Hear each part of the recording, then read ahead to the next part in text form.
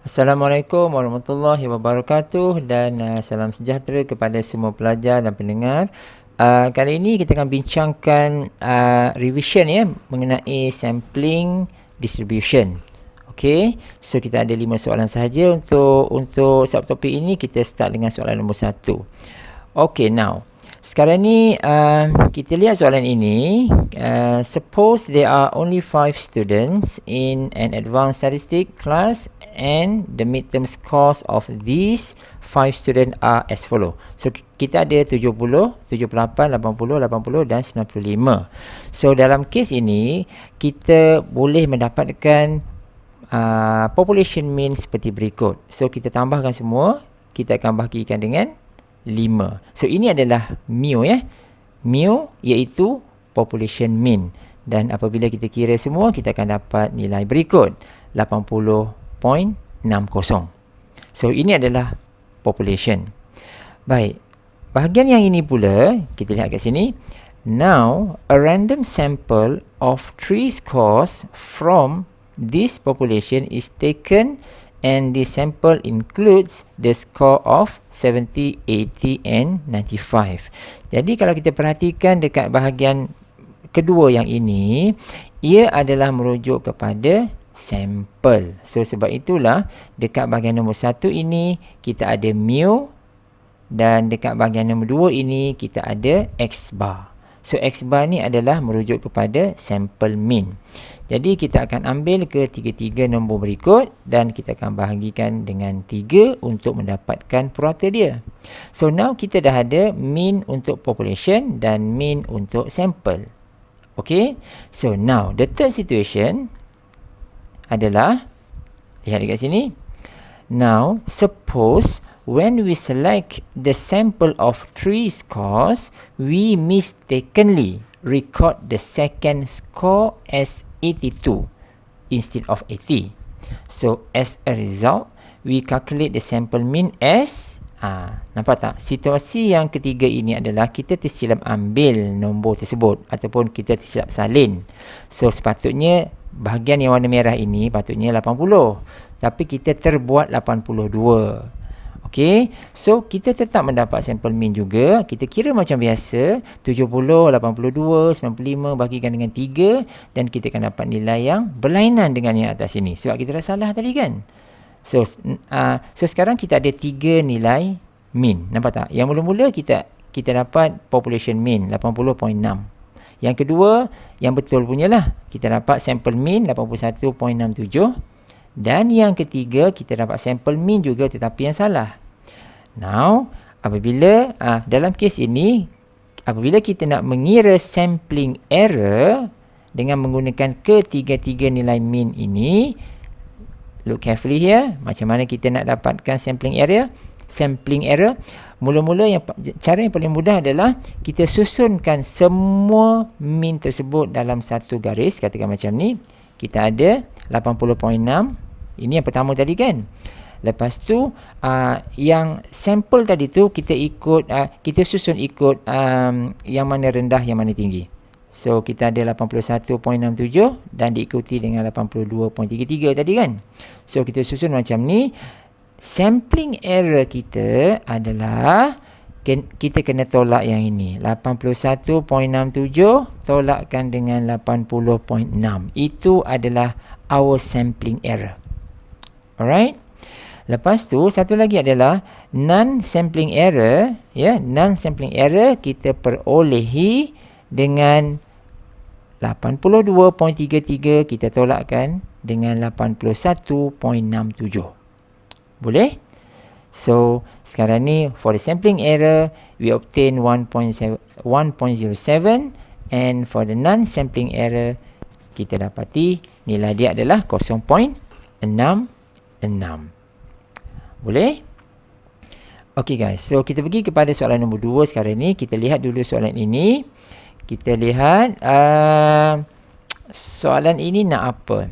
Okay, kita ada mean. The mean adalah 27.5 dekat sini. Kita kumpulkan maklumat terlebih dahulu ya. Mean adalah 27.5. Lepas tu dia punya standard deviation STD dia adalah 3.5. So maksud dia mean ini adalah mean untuk population. Standard deviation ini adalah standard deviation for population. So dekat mean ini dia adalah mu. Yang ini mu. Nampak ya? 27.50. Lepas tu standard deviation ini adalah sigma. Ya, sigma iaitu 3.7. So ini adalah langkah pertama kita kumpulkan semua maklumat yang ada pada soalan. Okey, dan kita ada n besar 5000 di mana kita tak akan guna yang ni pun, ya. Sebab kita nak kira sampel. Sampel tu adalah n kecil. N kecil merujuk kepada 30 ini. Yang ini ya. Okey, so sekarang ni kita lihat soalan. Soalan dia adalah find the mean and standard deviation of x bar for a sample size of 30.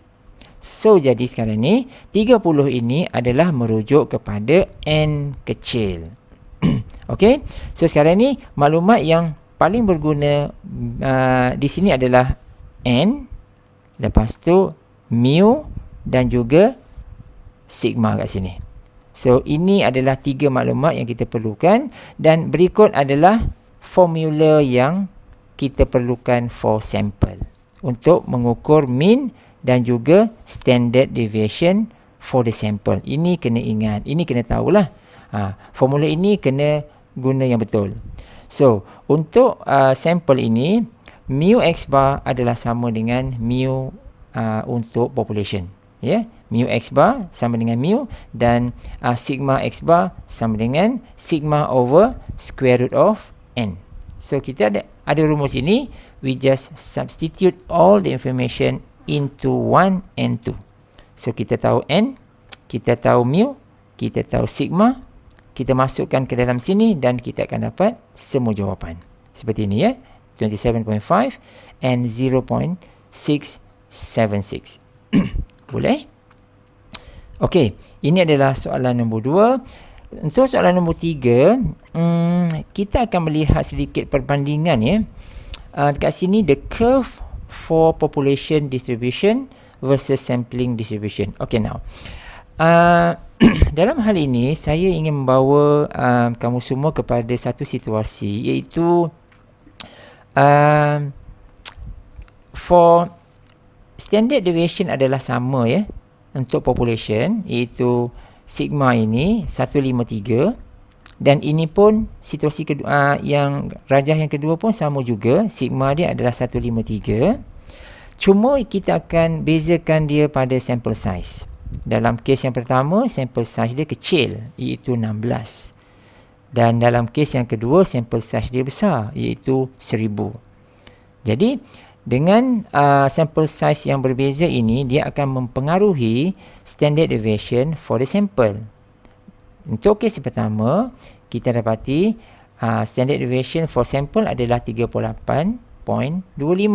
Sementara standard deviation for the sample untuk kes yang kedua ini hanyalah 4.838. Okay, so now look carefully here. Kita lihat betul-betul sekarang ni. Dekat sini kita akan perhatikan ada 3 standard deviation yang berbeza. Yang pertama adalah 153. Yang kedua adalah 38.25. Dan yang ketiga adalah 4.838. So now, bila kita nak comparekan dengan dia punya graf dia, we need to be very careful. So, kita ada 3 maklumat yang berbeza. 153.8 and 4.8. Yang ni ya.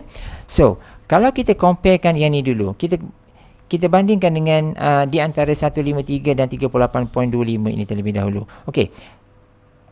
Sigma ini 153 lebih besar daripada 38.25 menunjukkan, akan memberi satu indikasi, iaitu tinggi bagi 153 ini akan lebih rendah daripada 38.25, tetapi dia punya regangan dia, iaitu widespread dia, lebih besar. Boleh tak? Okey, saya ulang semula. Kita ada 153 dan kita ada 38. Okey, 153 lebih besar daripada 38. Ini memberikan kita satu indikator, iaitu 153 ini dia lebih rendah daripada 38, tetapi regangan dia lebih daripada 38. Sebab itulah rajah dia macam ni. Nampak?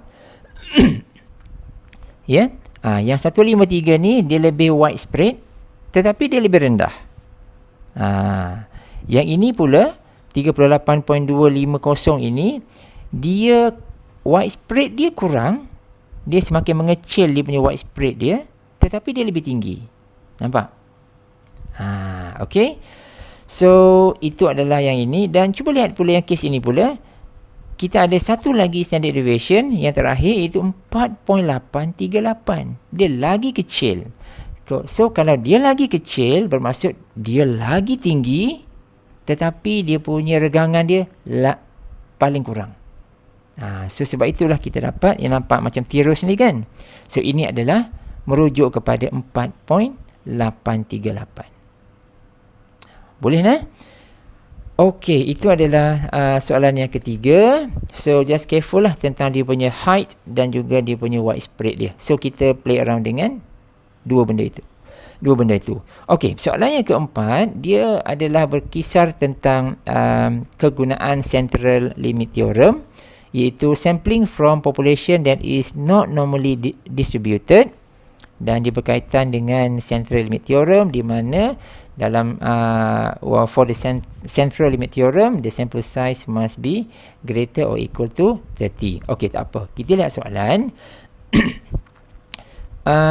Kalau kita lihat soalan ini, information yang ada adalah seperti berikut. Kita ada mean adalah 1550. Yang ini mean, mu lah mu adalah 1550. Lepas tu kita ada standard deviation 225. Kita ada sigma 225 kat sini. Dan lepas tu ini 30 ni. 30 ni adalah n so n adalah 30 di sini.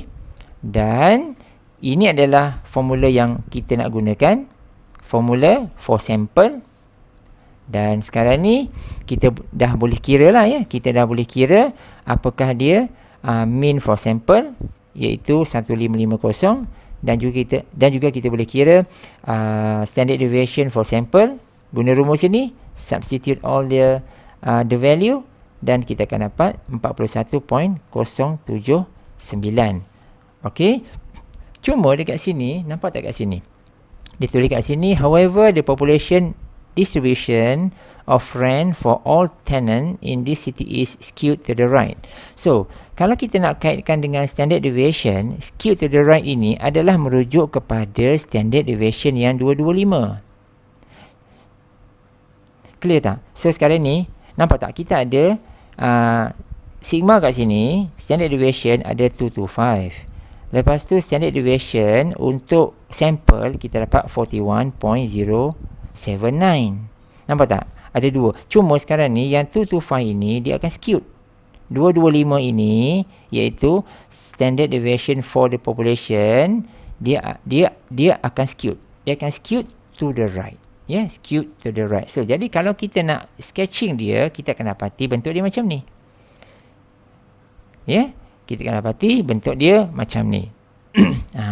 Dia skewed to the right. So kalau kita lihat dekat sini, dia punya standard deviation dia 225, ini 41. Jadi of course yang lebih rendah ini dia lebih tinggi.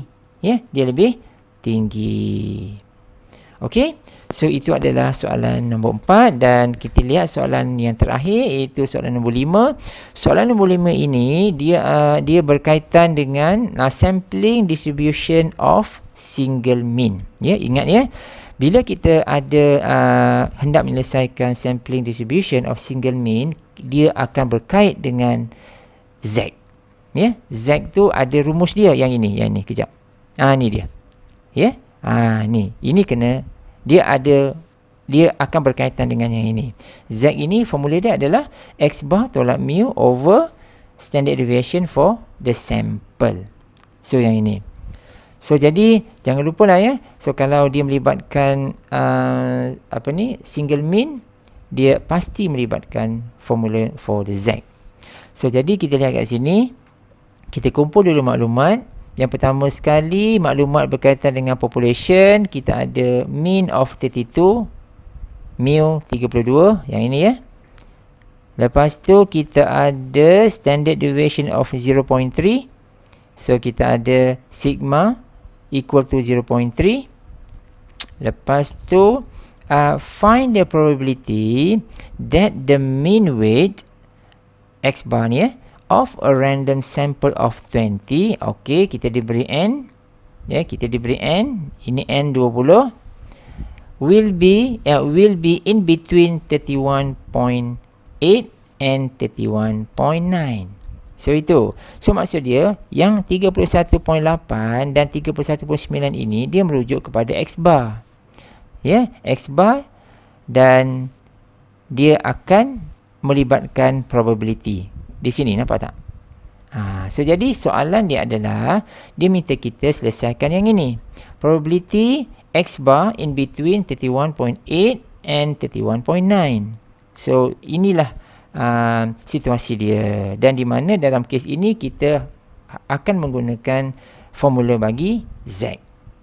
So kita kena tukarkanlah, kena tukarkan 31.8 ini kepada dengan menggunakan rumus Z ini, dan 31.9 ini dengan menggunakan rumus Z ini.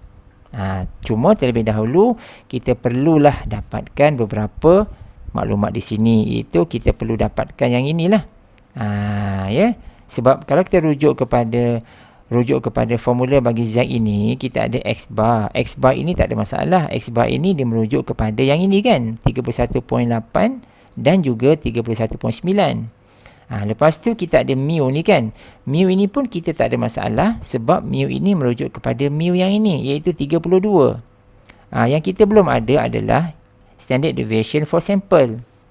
Yang ini ya. So yang bahagian yang tak ada ini kita kena cari. So sigma for sample kita ada formula dia, iaitu sigma over square root of n. Kita masukkan semua nilai, kita akan dapat jawapan dia, iaitu 0.06708. Yang ini ya. So sekarang ni kita masukkan semua maklumat ke dalam rumus Z ini, buat secara berasingan, di mana untuk 31.8 kita kira elok-elok kat sini, kita akan dapat jawapan dia negatif 2.98. Sementara yang 31.9 pula kita kira menggunakan rumus normal ini, Z ini, kita akan dapati jawapan dia adalah negatif 1.49. Dan kita susun semula ya. For the next step gonna be yang ini. This is the question. Lepas tu ini adalah kita punya Z kita. Ya, setelah kita tukarkan tadi tu. Jadi from here kita manipulate, kita kira seperti biasa, dan akhirnya kita akan dapat jawapan seperti di bawah. So kita lihat ya, apabila kita tukarkan daripada from here, yang saya gerakkan mouse ini, to the next step here, dekat sini, ini kena hati-hati ya. So lihat beberapa contoh dalam teaching video yang saya yang pernah saya terangkan sebelum ini. So saya ada terangkan beberapa variasi kan, ada beberapa variasi pengiraan ini, sebab dia melibatkan curve normal ya. So jadi dalam kes ini kalau kita perhatikan betul-betul, kedua-dua ini dia punya tandaan inequalities dia adalah less than. Di sini pun less than, dekat sini pun less than, bermaksud kita dengan mudah kita boleh lihat terus kepada jadual table normal tu. Ya, kita look at this figure, iaitu negative 1.49, dan look at this figure also negative 2.98, dan kita exactly akan dapat nilai ni. Kita tolakkan dua ni dan kita akan dapat nilai 0.0667. Okay guys, so saya rasa saya stop dulu sampai sini. So kita akan jumpa pada teaching video yang akan datang. Thanks for watching. See you in the next video.